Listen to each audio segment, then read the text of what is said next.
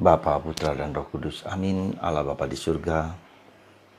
Tidak jarang kami harus dihadapkan pada realitas konflik. Mengakui Yesus sebagai Tuhan, Raja semesta alam yang harus menjadi sembahan hidup kita. Kerap kali kami dituntut untuk berani mengakui Yesus dalam kehidupan kami. Bantu kami ya Tuhan supaya kami dengan tulus, jujur, penuh komitmen menjadikan Yesus Tuhan di atas segala sesuatu. Terpujilah namamu kini dan sepanjang segala masa. Amin.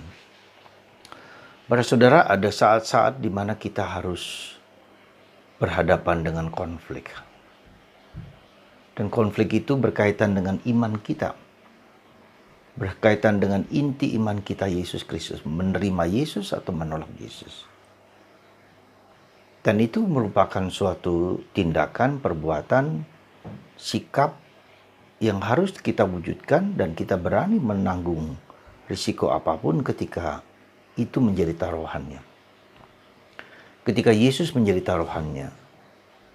Dan itu terjadi dalam hidup kita sebagai pegawai pemerintah, sebagai orang yang bekerja di dalam perusahaan-perusahaan A dan B yang menuntut bila ingin mendapat posisi atau mendapat karier yang baik, harus melepaskan Yesus. Dan itu bukan sesuatu yang aneh dan terjadi di dalam bangsa negara kita, dalam pemerintahan, dalam situasi apapun. Kita dibenci, kita dituduh, dan kita didorong, bahkan didesak-desak untuk meninggalkan Yesus demi jabatan, demi keuangan, dan demi posisi-posisi yang menyenangkan, bahkan meninggalkan dan memeluk agama A dan B atau C tertentu. Saudara, ada saat-saatnya kita diperlakukan dan diajak seperti itu. Hari ini kita mendengar bagaimana Petrus ditantang di dalam mahkamah agama. Dan Petrus mengatakan bahwa kita harus lebih taat kepada Allah atau kepada yang bukan Allah. Kita harus taat kepada Yesus atau bukan Yesus. Dan di saat seperti itulah maka Petrus justru menjadi pewarta, menunjukkan siapa Yesus sesungguhnya. Dialah utusan Allah, dia yang berbicara atas nama Allah, dia berasal dari Allah, dia berasal dari atas, dari surga, kepada kita manusia untuk mewartakan keselamatan, keabadian kepada manusia. Konflik, tantangan-tantangan seperti itu justru kesempatan kita untuk menunjukkan siapa iman kita itu, apa iman kita itu, dan apa isinya itu. Jadi ada saat-saat konflik, saat krisis, saat ketidakberdayaan, itu adalah saat di mana kita masih tetap setia kepada Yesus atau tidak.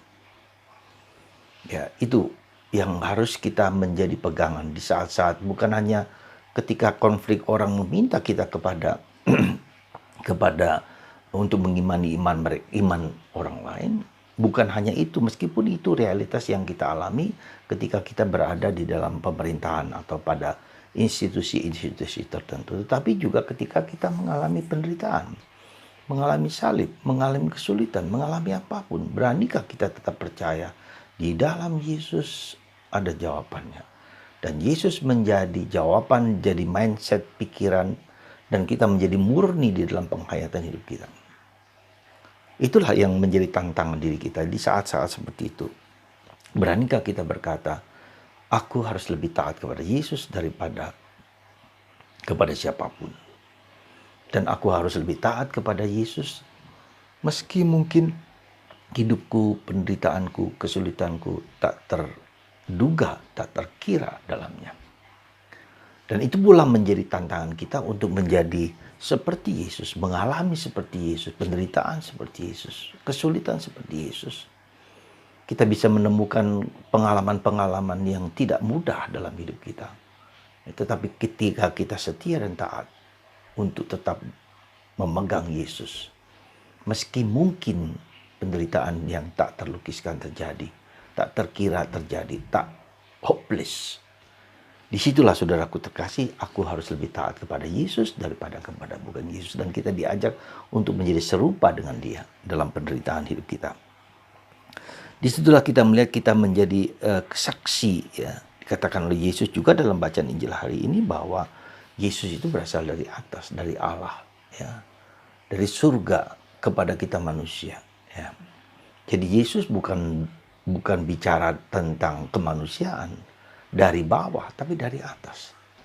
Itulah Tuhan kita Yesus Kristus dan itulah iman kita kepadanya. Maka saudaraku terkasih, semoga Anda, kita semua di dalam kesulitan yang tak terlukiskan itu, kita tetap setia kepada Yesus karena dia berasal dari Allah.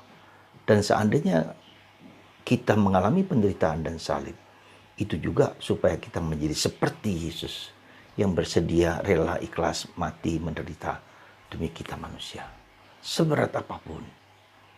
Saudara, semoga Anda dan saya tetap tabah dan tekun di dalam penderitaan dan penghayatan kita dalam situasi apapun.